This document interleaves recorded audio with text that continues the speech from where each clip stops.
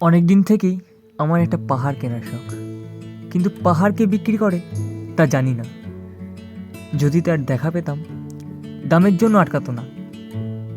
আমার নিজস্ব একটা নদী আছে, সেটা দিয়ে দিতাম পাহাড়টার বদলে।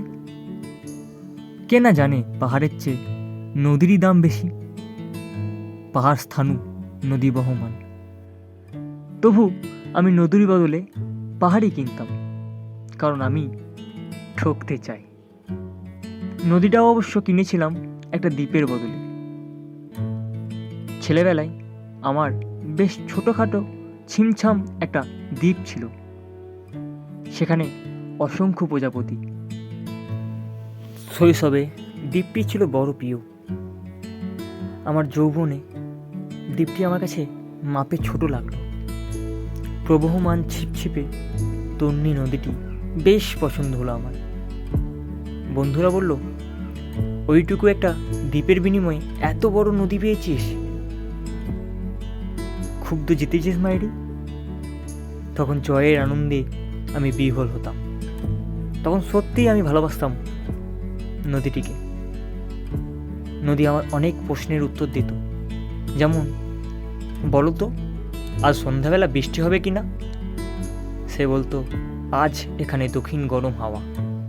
শুধু একটা ছোট্ট দ্বীপে বৃষ্টি, সে কি প্রবল বৃষ্টি, যেন এক উৎসব। আমি সেই দ্বীপে আর যেতে পারি না। সে জানতো, সবাই জানে, শৈশবে আর ফেরা যায় না। এখন আমি একটা পাহাড় কিনতে চাই। সেই পাহাড়ের পায়ের কাছে থাকবে গহন অরণ্য।